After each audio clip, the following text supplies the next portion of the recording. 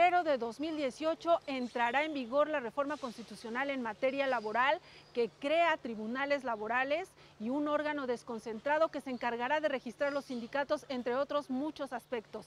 ¿Qué implica para el Poder Judicial de la Federación poner en marcha este nuevo sistema de justicia laboral? Se lo vamos a preguntar a un magistrado y a un especialista. Quédese con nosotros, estamos en el Consejo de la Judicatura hoy. Comenzamos.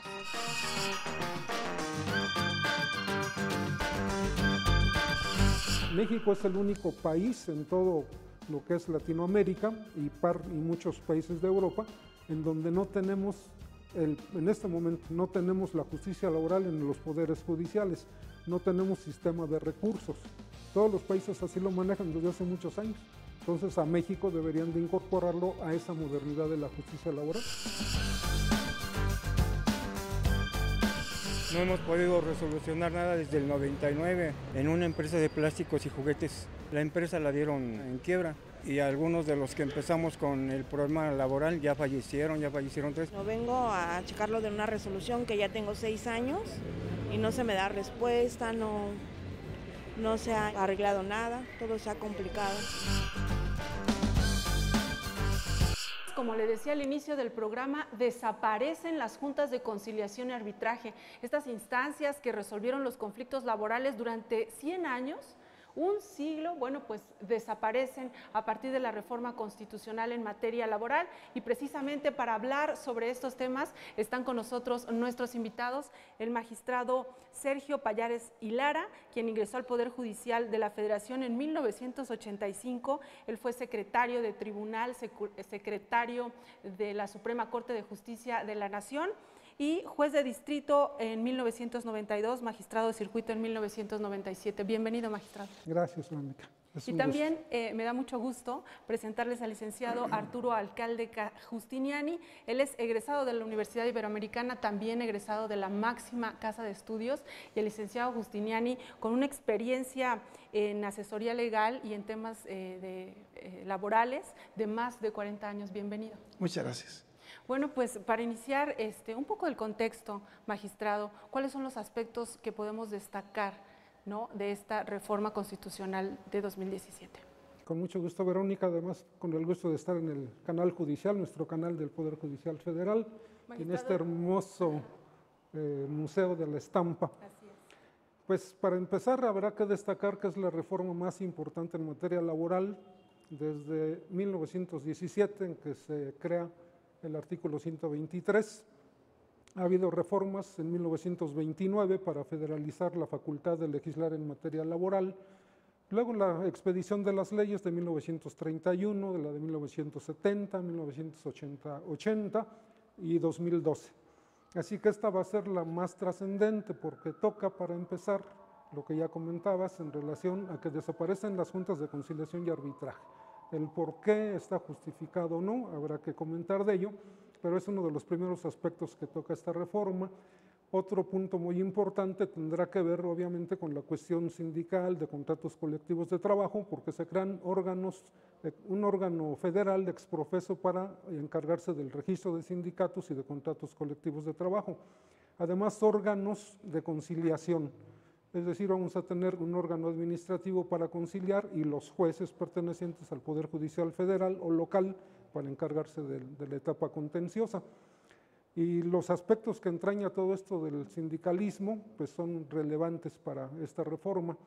Y finalmente el procedimiento que tiene que seguirse a partir de esta reforma. ¿Hacia dónde va a ir ahora el procedimiento? Porque sabemos que los juicios laborales se eternizan, tienen un costo enorme, antes para los patrones, ahora para los trabajadores, y pues tenemos que ver de qué manera va a ser ahora el procedimiento. Son los temas relevantes que va a tener esta reforma. ¿Cómo es que se va a aterrizar esta reforma constitucional? Mencionaba el magistrado varias reformas que ha habido en materia de trabajo. En este caso se ha dicho que esta es una oportunidad para transformar el sistema de impartición de justicia en materia laboral. Pero, ¿cuáles son los alcances? ¿Qué es lo que implica, licenciado, llevar a cabo toda esta reforma? Como bien señala el magistrado, es una reforma de largo alcance. En primer lugar, en la desaparición de las juntas abre la oportunidad de transitar a un régimen de Estado de Derecho respetuoso de la división de poderes, porque las juntas son dependientes del Poder Ejecutivo. Esto es, el gobernador del estado o el Ejecutivo Federal era el que tenía y tiene la última palabra, y esto obviamente es totalmente ajeno a un régimen pues, apropiado, como decíamos, ajustado a nuestro régimen constitucional.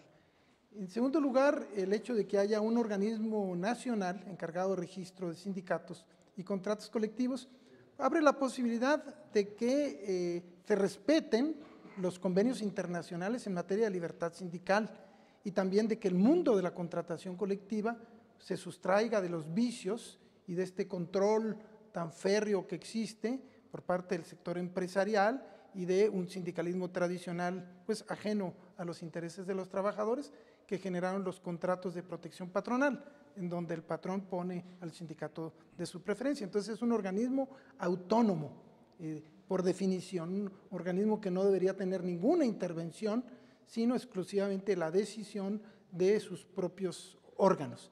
En tercer lugar está el paquete democrático, que es importantísimo. Esto es voto secreto para la elección de dirigentes, para dirimir los conflictos intergremiales y, muy importante, para decidir la firma de los contratos colectivos.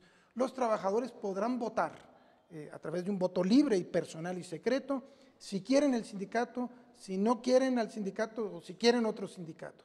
Y todo este conjunto de transformaciones se verán reflejadas en un nuevo procedimiento, que idealmente será pues, un procedimiento oral, un procedimiento del que tiene mucho conocimiento ya el magistrado con su propia experiencia y del que sería muy importante platicar el día de hoy. Bien, pues vamos a hacer una pausa y de regreso vamos más a fondo en el tema que tiene que ver con el Poder Judicial, todo lo que implica poner en marcha esta reforma y también, como nos comentaba el licenciado, sobre los derechos de los trabajadores. Vamos a la pausa, estamos transmitiendo desde el Museo Nacional de la Estampa, regresamos en un momento con más. Realmente con mecanismos eficaces para que la contratación colectiva en México sea decente y que ya no haya contratos de protección que hasta hoy abarcan más del 90% de los centros de trabajo. Entonces, es una transformación integral.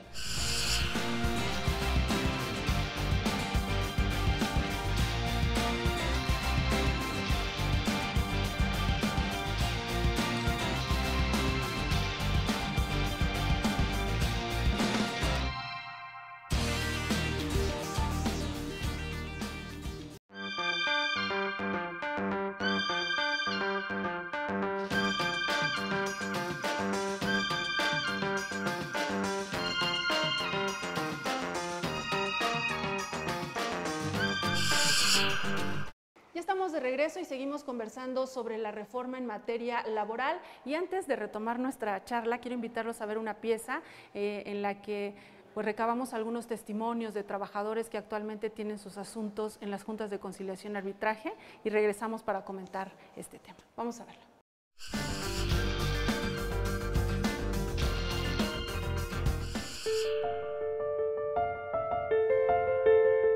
Yo estuve trabajando 5 años para una empresa, un restaurante, entonces me despidieron sin justificación. Cientos de historias similares se cuentan por los pasillos de las juntas de conciliación y arbitraje de todo el país. Así es un proceso que se tarda mucho. Yo ya voy a hacer 1 año con mi caso y hemos tenido unas audiencias, pero la parte demandada no se presenta. Existen algunos conflictos laborales sin resolverse que llevan 1, 4, 6 y hasta 18 años. No hemos podido resolucionar nada desde el 99. ¿Cuántos trabajadores son? 17. ¿En qué trabajaban? En una empresa de plásticos y juguetes. La empresa la dieron como de quiebra, en quiebra. Y algunos de los que empezamos con el problema laboral ya fallecieron 3, porque somos pura gente grande. No vengo a checarlo de una resolución que ya tengo 6 años y no se me da respuesta, no se ha arreglado nada, todo se ha complicado. Con el fin de mejorar la resolución de los conflictos obrero-patronales, en 2017 fue reformada la Constitución Federal. El 24 de febrero de este año, 2017, se entró en vigor la reforma constitucional que determina la desaparición de las juntas, tanto locales como federales, y habla de que serán sustituidas por juzgados o tribunales laborales. Únicamente es lo que hasta ahorita se conoce. La desaparición de estos órganos que resolvieron los conflictos laborales durante un siglo obedece a algunas recomendaciones de la Organización Internacional del Trabajo y Estudios del Centro de Estudios y Docencia Económica CIDE. Dentro de este estudio que hizo el CIDE presenta estas cuestiones. Uno es que las juntas ya no eran funcionales, ¿no? El tema del tripartismo como tal, como está integrado actualmente, que las juntas se integran por un representante del gobierno, por un representante del capital y por un representante de los trabajadores. Entonces, esta integración tripartita se señala dentro de este diagnóstico que ya no es funcional, y a partir de este diagnóstico, es decir, las juntas tienen que desaparecer y la impartición de justicia en materia laboral debe de estar dentro del ámbito judicial. Y es que actualmente la resolución de asuntos en esta materia puede tomar hasta 3 años. La problemática en términos generales de que los asuntos se alarguen, una es la propia responsabilidad de las propias juntas, que efectivamente ante la falta de recursos y las propias cargas de trabajo hacen que los asuntos se vayan pues, prácticamente formando en la fila. En el caso particular de los abogados que se dedican a defender trabajadores, aspiraban mucho al tema de que entre más durara el procedimiento, lógicamente los salarios caídos se seguían contabilizando. Antes de 2012 los salarios caídos eran a la eternidad, ¿no? Si el juicio duraba 10 años de salarios caídos. Y esto generó que los abogados que llevan trabajadores fundamentalmente, pues pusieran la raya del arreglo muy alta. Pues realmente empezó a fracasar la conciliación. En el año 2012 se modificó el artículo 48 de la Ley Federal del Trabajo, lo que impidió que se alargaran los juicios más de 12 meses. Se establecieron sanciones para evitar la dilación de los juicios y se privilegió la conciliación. Sin embargo, la carga de trabajo en las juntas de conciliación y arbitraje no disminuyó. Hasta este momento contamos con 20 juntas. Actualmente se están atendiendo cerca de 98,000 asuntos solamente individuales en trámite, sin considerar que cada año ingresan 30,000 demandas en promedio y estamos resolviendo de 35,000 a 38,000 asuntos cada año. Aún y cuando se hacen grandes esfuerzos para tratar de resolver de una manera más expedita los asuntos, de todas maneras las cargas sobrepasan la capacidad propiamente del personal que integra las juntas. Además de la desaparición de las juntas de conciliación y arbitraje, hay nuevas reglas para declararse en huelga y un órgano descentralizado llevará la etapa de la conciliación. Esta conciliación es extrajudicial. En la actualidad, la conciliación existe, pero es judicial. Al presentar la demanda, el trabajador tiene una etapa de conciliación. Ahora, esta etapa será extrajudicial. Tendrá que agotarse antes de que se acuda al juicio. Será, según dice la reforma, agotada en una sola audiencia. Eso está muy bien. Mientras los poderes ejecutivo, legislativo y judicial trabajan para crear estos organismos autónomos de conciliación, los especialistas consideran que la reforma es positiva y representa un avance. Me parece que es devolverle el ejercicio de los derechos al que le corresponde, que es al trabajador. Y del lado de los patrones me parece que también vamos a tener esa posibilidad. Porque el patrón, yendo ante una autoridad realmente imparcial para atender la conciliación, y si se vuelve confiable en el ámbito local y en el ámbito federal esta institución, pues el patrón podrá ir sin abogado y dejarse asesorar o guiar por el conciliador y tomar una decisión. El Consejo de la Judicatura hoy, Amado Azueta. Bien, pues ahí están el testimonio de algunos trabajadores. Magistrado, coméntenos cómo están funcionando actualmente, ¿no? Cómo se resuelve actualmente un conflicto laboral y qué aspectos del procedimiento van a cambiar. Bueno, pues es una vieja historia. Hay que remontarnos a 1917, cuando el constituyente crea las juntas de conciliación y arbitraje. ¿Por qué lo hicieron con ese órgano especial que es de carácter administrativo, que pertenece obviamente a los poderes ejecutivos? Porque la anterior etapa, en la época del porfirismo, el derecho laboral era tratado a través del derecho civil, no existía derecho laboral. Y los procedimientos obviamente ante jueces formales, jueces estrictos, que todo lo hacían en función de los intereses de los patrones. Bueno, esto se quiso cambiar con las juntas de conciliación y arbitraje. pero se crean como órganos tripartitos, el representante del gobierno, representante del capital, representante del trabajo. Se pensó que con esta fórmula, creando un órgano de conciencia, íbamos a tener una justicia pronta, una justicia real, una justicia en donde realmente los trabajadores pudieran obtener algún beneficio de los juicios laborales. Pasaron los años y las juntas realmente cayeron en una situación de lo que dice incluso la iniciativa presidencial, una justicia obsoleta. ¿Por qué? Porque ya no da una respuesta a los requerimientos de justicia laboral. Ha funcionado con ese organismo tripartito en un procedimiento escrito, que se eterniza, que duran los juicios 4, 5, 10 años, y por lo tanto no hay una justicia efectiva en materia laboral. Eso es lo que posiblemente pudiera cambiar si la reforma legal viera esa circunstancia de cambio. ¿Cuál sería lo importante en el cambio? El juicio oral. Así como sucedió en materia penal, tenemos un juicio oral, el juez directamente presenciando el acto procesal. En cambio, en las juntas que tenemos, que al mismo tiempo hay 10 mesas en donde se desahogan audiencias de diferentes juicios, no están presentes ahí los representantes del trabajo, del capital, el representante del gobierno, así que no se cumple el principio de inmediación procesal, que es importante. El que va a juzgar, pues tiene que saber qué pasa en el procedimiento. Con las juntas no hay manera de que se enteren si simultáneamente hay diferentes audiencias. Esto sería lo ideal que cambiara con la reforma legal, que se acogiera el principio de juicio oral para que el juez esté presente ahí. Y sin embargo, magistrado, creo que aquí está el punto medular, ¿no? ¿Qué es lo que va a suceder con esta legislación secundaria, la que aterrice toda esta reforma? ¿Qué riesgos existen, licenciado? Porque se escuchan opiniones en el sentido de que no se quiere dejar del todo este sistema tripartito, ¿no? Y es uno de los objetivos. ¿Cuál es el riesgo de que no se concrete la reforma tal cual?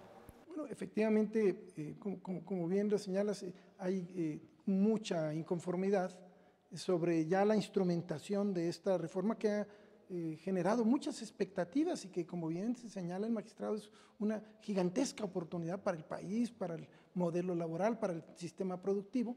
Y la mala noticia es que después de que se concretó la reforma constitucional, que había sido motivada en cuestiones de orden internacional, el interés de nuestro país en formar parte del Acuerdo Transpacífico, ya hubo una especie de retirada en la voluntad política y una presión muy fuerte de los sectores empresarial y del sistema sindical tradicional que tiene muchos intereses creados.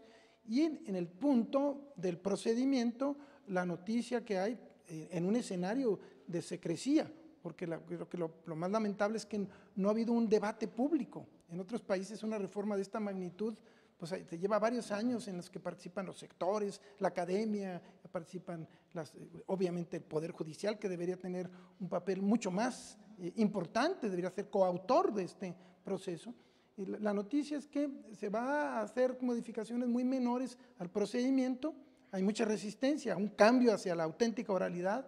En cuanto al organismo descentralizado, la muy mala noticia es que regresamos al tripartismo, que se va a integrar en un órgano autónomo, lo cual es un despropósito, un órgano de gobierno llamado Consejo de Administración, donde estarán representados los empresarios, los sindicatos tradicionales y el propio gobierno.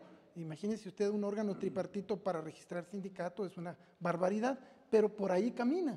Y en el otro tema, que es el paquete democrático, también hay preocupaciones muy fuertes porque hay estos intereses que se resisten a que haya un auténtico voto secreto, realmente con mecanismos eficaces para que la contratación colectiva en México sea decente y que ya no haya contratos de protección que hasta hoy abarcan más del 90% de los centros de trabajo. Entonces, es una transformación integral. El punto clave es que debería haber un debate, debería haber una auténtica participación y hoy la noticia es que hay un pequeño grupo que actúa pues, en la auténtica secrecía y que está siendo presa pues, de intereses creados y dando marchas atrás. Y se podría perder la esencia, ¿no? No, de lo que podríamos regresar al pasado, incluso en condiciones peores de las que habíamos partido originalmente, porque sería un monstruito tener un organismo autónomo manejado por quienes son parte del problema, ¿no? Y no de la propia solución. En lo que toca al Poder Judicial de la Federación, venimos de una reforma en materia penal que transformó el sistema, ¿no? Vimos que seleccionaron a jueces exclusivamente para esta materia. ¿En materia laboral va a suceder algo similar? Va a depender un poquito de qué pase con la reforma que yo le decía. Mira, la trascendencia de esto es que si van a pertenecer ahora a los poderes judiciales estos órganos de justicia laboral, lo lógico sería que se adecuaran al modelo que tenemos los poderes judiciales, tanto federal como locales. Nosotros tenemos jueces de primera instancia, de segunda instancia y después el juicio de amparo. En nuestro caso, el Poder Judicial, jueces de distrito en proceso penal o en proceso civil, tribunales unitarios, que son la segunda instancia, y luego el juicio de amparo. En materia local es la misma organización, jueces de primera instancia, Tribunal Superior de Justicia y el juicio de amparo, en el amparo directo. Lamentablemente aquí esto no se toma en cuenta en la reforma constitucional porque simplemente se crea la figura del juez laboral, todavía no sé cómo se va a denominar con la nueva ley, pero bueno, se toma esa figura como una única instancia, no se previó una segunda instancia. La reforma constitucional dice que el Poder Judicial, los tribunales colegiados, serán competentes para conocer de los laudos que dicten esos jueces. O sea, aquí no tenemos la misma circunstancia que el Poder Judicial ya maneja. Debería crearse entonces la segunda instancia también, el juicio oral, y siguiendo la reforma penal también implementar esa figura, porque de otra manera no va a funcionar la justicia. La justicia en manos de las juntas con varias audiencias a la vez. La misma justicia ahora con un juez, pero con varias audiencias a la vez. No va a haber manera de que se conozca directamente qué pasa en esos juicios para estar en condiciones de resolverlos. Ese es uno.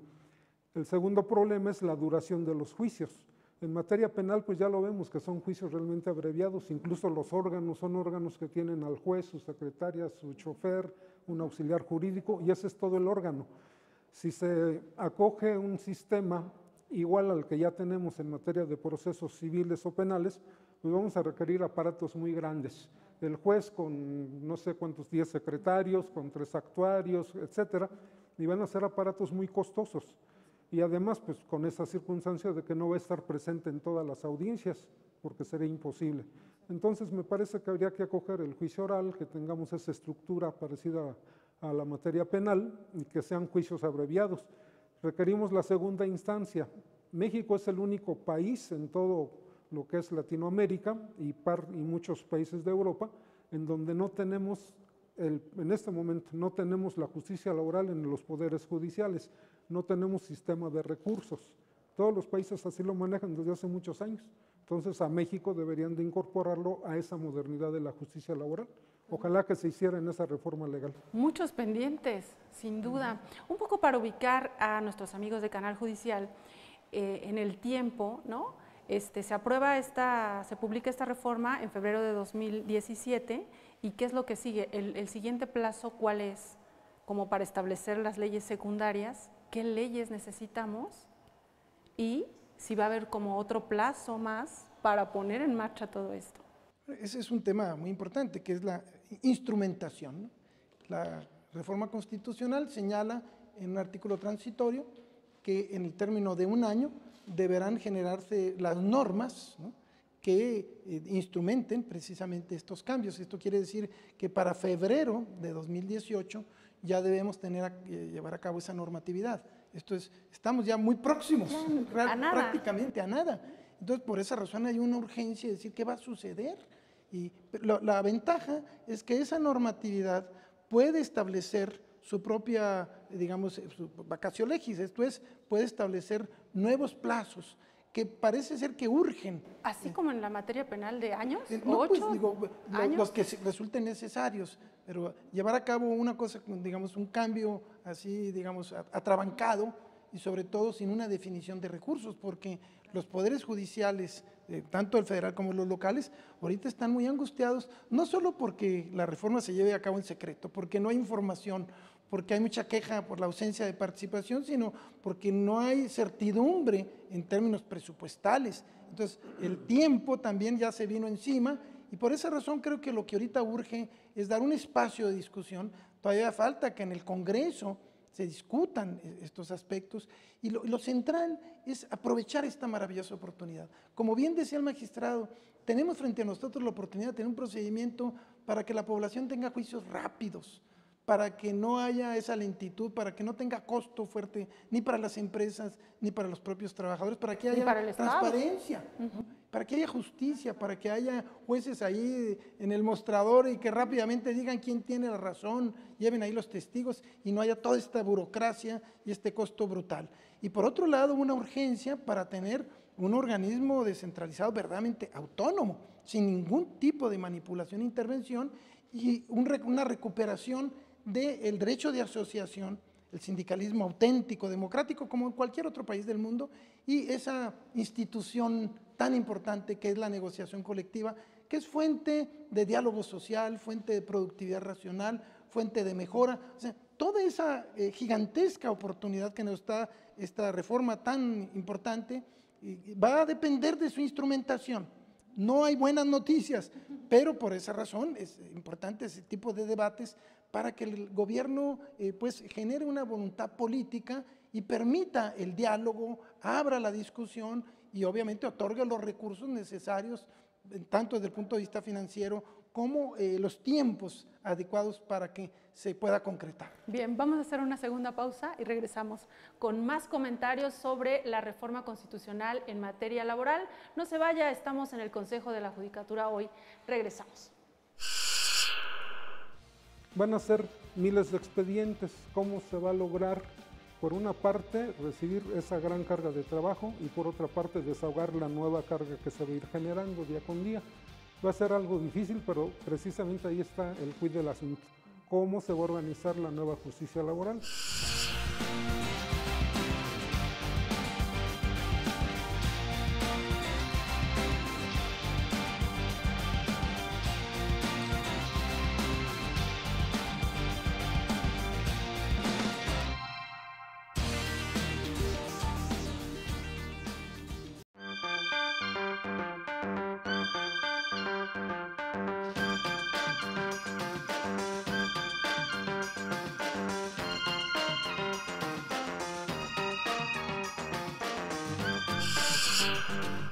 Y estamos de regreso con el tema de hoy, la reforma en materia laboral, y conversábamos en el bloque anterior, bueno, pues un poco el contexto de cómo se da esta reforma, un poco los plazos, ¿verdad?, en que se tiene que ir cumpliendo, y sobre este asunto de la desaparición de las juntas de conciliación y arbitraje. Magistrado, ¿qué va a pasar? No me imagino, ¿van a pasar todos los expedientes, la cantidad enorme de expedientes, y se la dan a los poderes judiciales locales y al federal? ¿O cómo va a ser este proceso? Sí, necesariamente debe ser así. La propia reforma constitucional lo contempla.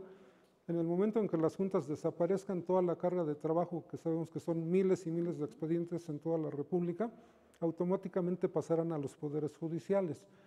Había dudas, hasta el planteamiento de que si las juntas iban a continuar desahogando todo lo que tenían ya en trámite y los nuevos juzgados simplemente los nuevos juicios. No puede ser así, porque la reforma da la competencia a los tribunales colegiados para conocer de los amparos de los laudos de los jueces, ya no de las juntas. A partir de que se echa a andar la reforma, ya no hay manera de conocer laudos de las juntas. Así que eso crea la necesidad de trasladar todo ese trabajo a los poderes judiciales.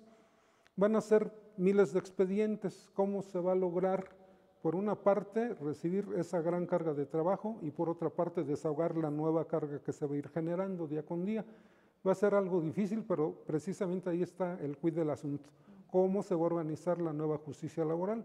Si es a la tradicional, vamos a tener pues un grave rezago, porque lo que se reciba más lo que se vaya generando, pues va a ser imposible. ¿Cuántos órganos se van a requerir para poder agotar esa carga de trabajo? Va a ser muy difícil.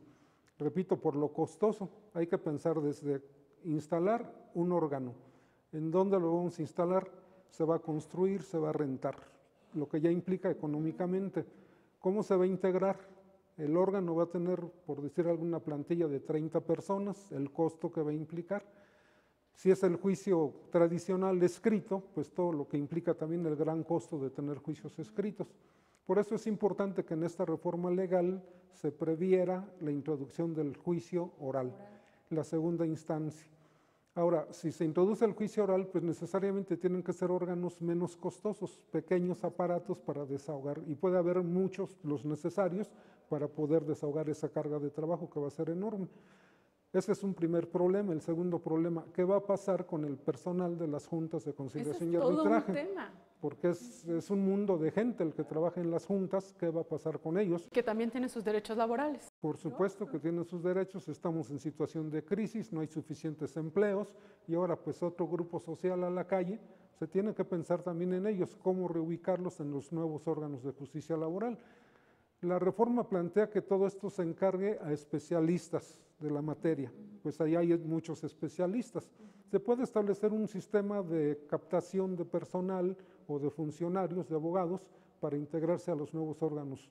Pero también el Poder Judicial, en nuestro caso el Poder Judicial Federal, tenemos gente muy capacitada, con una gran trayectoria, que trabaja tanto en los juzgados como en los colegiados de materia laboral, tienen mucha experiencia, conocen de los juicios laborales a través del juicio de amparo, saben los principios obviamente del juicio laboral, entonces es gente que va a estar muy capacitada. Y viene el tercer aspecto, ¿cómo van a ser designados? En nuestro caso tenemos carrera judicial, así que las personas, si se integrara gente de las juntas al Poder Judicial, tendría que abrirse una convocatoria para que participaran ellos y gente del Poder Judicial para hacer la selección, porque esa carrera judicial pues, es para todo mundo que quiere integrarse. En los estados, en algunos lugares también ya tienen carrera judicial, sería el mismo mecanismo, abrir un concurso para que pudieran participar en él tanto gente de las juntas como del propio Poder Judicial de los estados. Pero ese sería el mecanismo, porque la reforma constitucional así lo dice. La designación será en términos de lo que establecen los artículos 94, 97, 116, etc. Y de esa manera, pues son los concursos los que van a permitir hacer esa selección y que esa es la forma de garantizar que llegue la mejor gente. Esos serían los aspectos a tratar. Antes de pasar al tema del sindicalismo y de todo esto que tiene que ver con los derechos de los trabajadores, quiero invitarlos a ver una sección que tenemos en el programa. Salimos a la calle y le preguntamos a las personas sobre el tema que estamos hablando, en este caso, sobre la reforma laboral, ¿no? ¿Qué piensa la gente sobre tener una justicia laboral más pronta, como mencionaba el licenciado, transparente, ¿no? Vamos a ver lo que opina la gente y regresamos con el tema de hoy.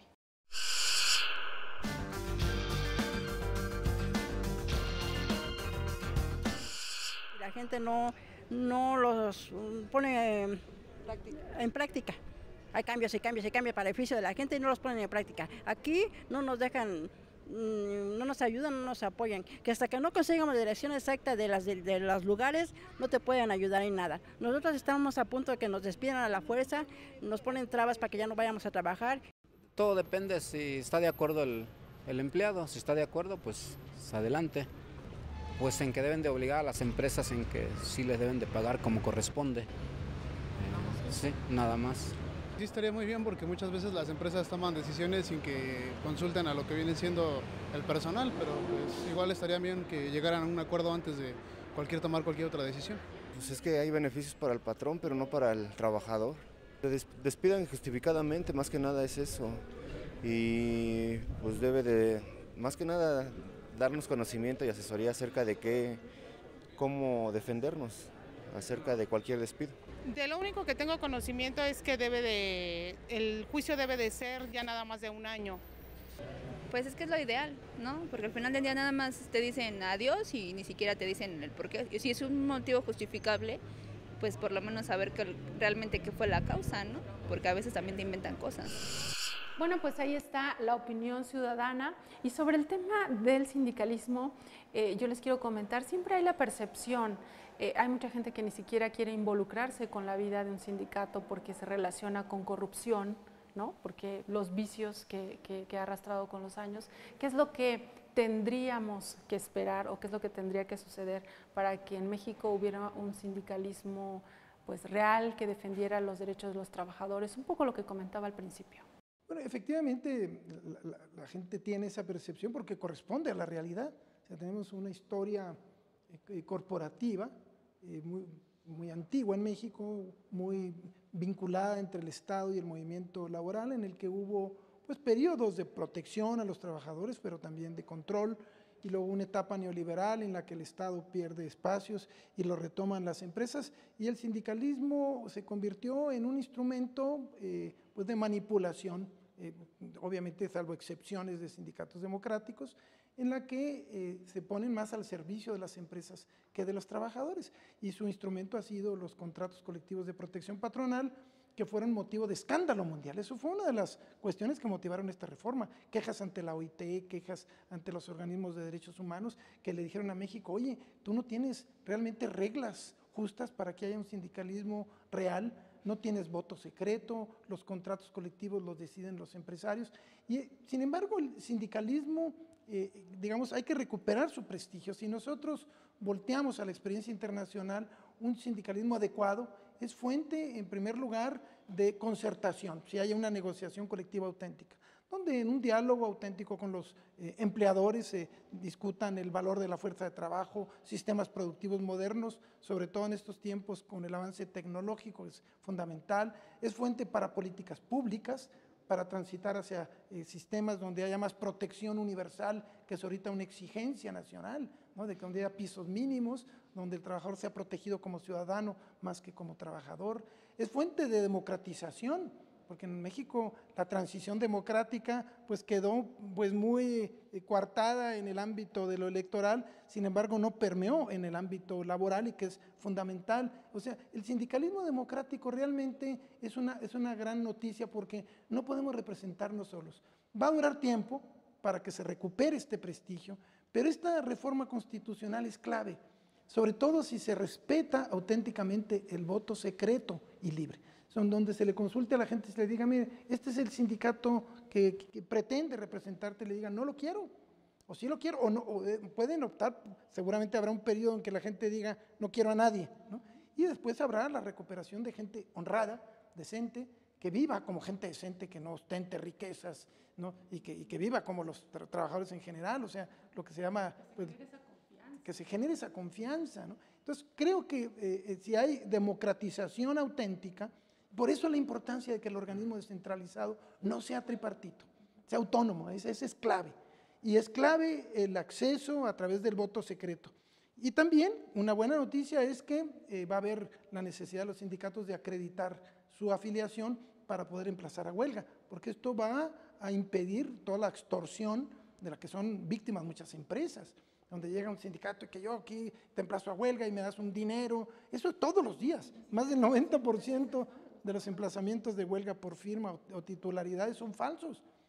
Dicen que yo represento a los trabajadores y luego reciben un dinerito y se van. Entonces, hay que reestructurar, rehacer toda esta vida institucional, y va a ser importantísimo para el país, para la vida económica, para la vida democrática, para la salud pública.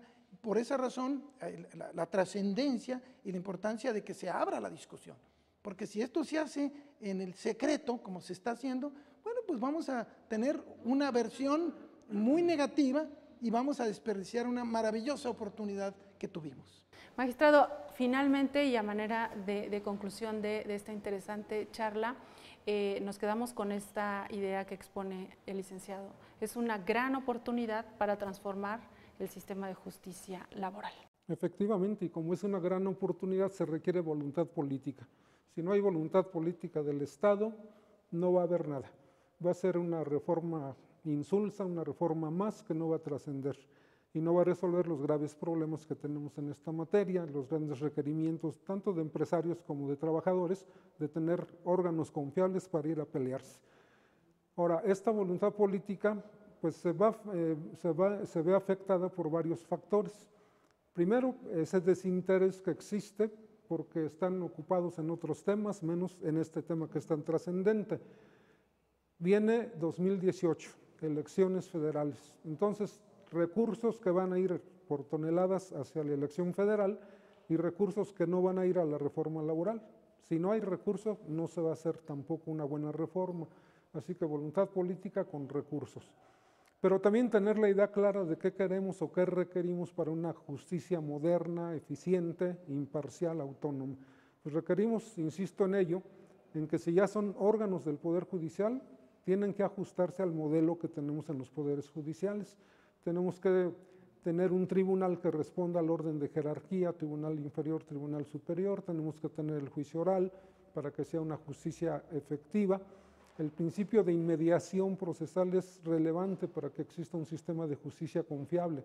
Si el juez está presente en los actos del juicio, va a poder resolver con todas las reglas necesarias y los elementos para poder tener una buena sentencia. Si no tenemos este principio respetado, pues simplemente no va a haber una buena justicia. Y tenemos que tener también en este tránsito, pues la preocupación de lo que va a pasar con los trabajadores que pertenecen a las juntas, hacia dónde los vamos a llevar, qué cobijo se les va a dar también a ellos. Obviamente puede haber un sistema de liquidar a los trabajadores, o te jubilas o te liquidamos, pero también puede ser captarlos para incorporarlos a los nuevos órganos de justicia. Bien, pues ahí están estas reflexiones sobre la reforma en materia laboral. Al licenciado Arturo Alcalde Justiniani, le agradecemos mucho que nos haya acompañado en el programa de hoy. También al magistrado Sergio Pallares y Lara, muchas gracias por sus comentarios y bueno, pues vamos a darle seguimiento a este tema. Muchas gracias. Gracias. Usted no se vaya porque tenemos más información. Estamos esta vez transmitiendo desde el Museo Nacional de la Estampa, el Consejo de la Judicatura hoy. Regresamos.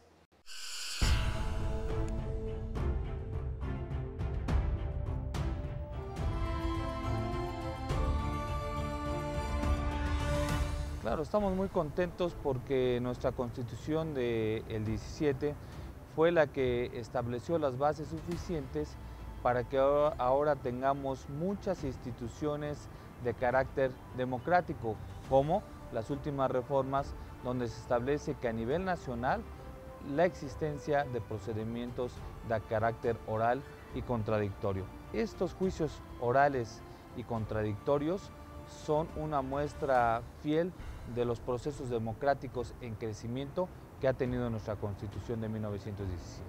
Sí, ya se estableció, por ejemplo, en la última reforma, que se debe de crear un Código Nacional de Procedimientos Civiles, es decir, van a desaparecer los códigos procesales de cada estado y se tendrán que apegar a los procedimientos que establezca el nuevo Código Nacional. Dentro de estos procedimientos novedosos va a estar el juicio oral civil y también los juicios orales familiares, ambos de carácter contradictorio y llevado a cabo a través de videograbaciones. En ese sentido debemos de tener mucho cuidado de distinguir lo que es un juicio oral con los principios de oralidad que ya están a nivel constitucional en tratados internacionales y en las leyes secundarias. Un juicio oral será bien llamado como tal cuando la mayoría de sus actividades se desarrollen a través de audiencias públicas y contradictorias haciendo uso de la palabra. Pero el principio de oralidad lo que nos exige es que cuando se haga uso de la palabra, la comunicación sea eficiente y eficaz. Es decir, que el mensaje sea entendido tanto por el emisor como por el receptor del mensaje, que la mayoría de las ocasiones y lo que nos interesa es el juez que esté llevando la audiencia, sus mensajes deben de ser entendidos por sus receptores, que son los gobernados que están en un conflicto, el público que está en la audiencia y la sociedad que va a tener contacto con la videograbación de dicha audiencia. Por eso debemos de tener cuidado de que el principio de oralidad se aplique en todo momento durante el desarrollo de nuestras audiencias públicas y contradictorias. Pero ¿para qué la oralidad es importante en juicios orales? Bueno, el primer punto es porque son potencializador de los demás principios. Es decir, el principio de oralidad potencializa el resto de los principios. Un ejemplo, el principio de inmediación. No va a ser lo mismo que esté presente el juez en una audiencia emitiendo resoluciones tal y como se hace en un procedimiento escrito, donde el gobernado no va a entender absolutamente nada de lo que está sucediendo. No va a ser lo mismo que se aplique el principio de oralidad. El juez emite sus resoluciones claras, sencillas, a través de un derecho cotidiano, donde el gobernado entienda qué es lo que le está comunicando el juez, porque el mensaje es muy sencillo. Y en ese sentido, la inmediación se va a potencializar porque la presencia del juez va a ser de vital importancia en la credibilidad en la administración de justicia que se esté llevando en ese proceso contradictorio. El segundo, entonces, característica del principio de oralidad o finalidad es precisamente darle credibilidad al sistema procesal de qué se trate, llámese civil, llámese penal, llámese familiar, llámese administrativo. La circunstancia importante que debemos de tomar en cuenta es que los gobernados entiendan qué sucede en estas audiencias y ante ello se adquiera credibilidad para evitar que la gente se haga justicia por su propia mano y tenga la confianza de venir ante los poderes judiciales locales o federales a defender sus derechos.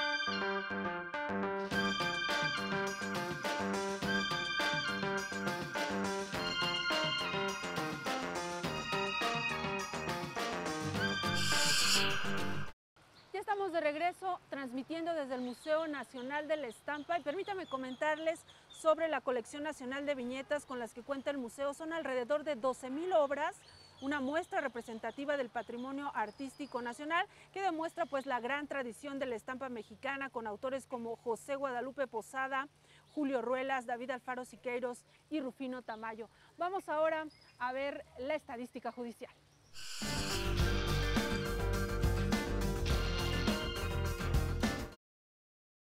En el mes de julio de 2017, los tribunales colegiados de circuito resolvieron 10,185 juicios de amparo directo de los 95,420 que tenían pendientes de resolución.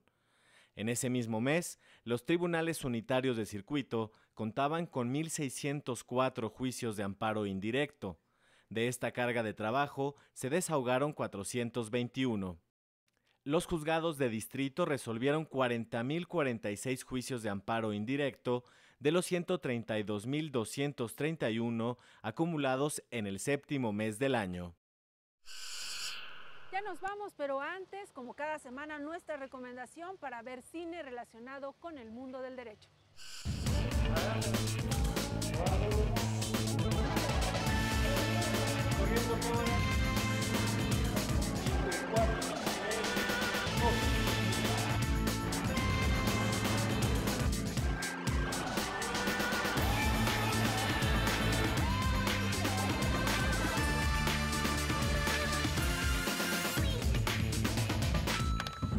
Hola, soy José Ramón Narváez Hernández, miembro de la Red Iberoamericana de Cine y Derecho, y en esta ocasión voy a compartir con ustedes unas reflexiones sobre la película El exorcismo de Emily Rose. El exorcismo de Emily Rose es una película de Scott Derrickson de 2005. Es un crossover. ¿Qué quiere decir esto? Es una película que integra varios géneros. El courtroom drama, es decir, el género del cine judicial, y el cine de terror. Es raro, rarísimo encontrar este tipo de películas. La película incluso se basa en un hecho real de una alemana, Michel, que fue poseída en 1976 y que efectivamente pues, fue exorcizada. La película recrea esto, obviamente cambiando los nombres, cambiando el contexto, pero pues básicamente trata de eso. O sea, trata de una chica que vemos ha muerto porque ha tenido un desequilibrio emocional, y poco a poco nos vamos enterando, digamos, de las dos historias. Una es de la historia que cuenta la familia católica y el sacerdote que realizó el exorcismo, que además el sacerdote es psicólogo. Entonces él hace una previa evaluación y dice, bueno, pues no es solamente un asunto psicológico, sino es un asunto pues eso, esotérico, que hay que hacer un exorcismo. Es contratada para defenderla una abogada agnóstica que no cree nada de estas cosas, y justo pues para defender y tener mayor entereza y objetividad en su defensa. En el juicio se va a poner a discusión una cosa muy interesante, que es la fe, porque se descubre a lo largo de los testimonios que pues esta chica de alguna manera quería morir porque la Virgen en un momento le dijo que de ese modo ella daría ejemplo a la humanidad pues de esa pérdida de fe, y entonces que ha dejado que sufra pues esa posesión diabólica justo para dar un mensaje a la humanidad. Y entonces el sacerdote pues no puede hacer mucho porque pues, básicamente está apoyando un proceso de eutanasia, y el sacerdote, que es inculpado en esta película como quien ha cometido un homicidio culposo o incluso hasta doloso, entonces tiene que arguir, o finalmente esto que tenía que ser un secreto, que tenía que estar escondido, pues tiene que darlo a la luz pública. Entonces el juicio toma un cariz muy particular, porque lo que se va a someter a juicio es si es posible tener una objeción de conciencia, o si es posible morir por un ideal o por una creencia, y si esto exculparía al sacerdote. La abogada agnóstica además empieza a tener extraños momentos esotéricos, y entonces ella empieza incluso también a moldear o a cambiar su forma de percibir la realidad. Obviamente para muchos es una película terrorífica, quizá una de las que mejor se ha girado en los últimos años sobre terror. Pero lo peculiar es que detrás hay un juicio que fue real, una historia que fue real, y que pues vale la pena revivir desde el punto de vista jurídico. Bueno, no se olviden de seguirnos en este canal, en el Cine Debate de los sábados. Muchas gracias.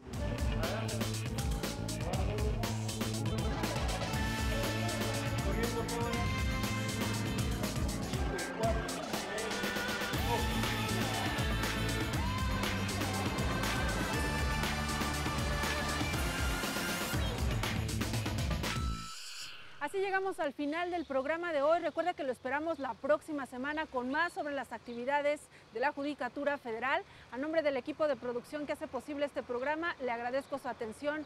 Soy Verónica González. Quédese en la señal del Canal Judicial.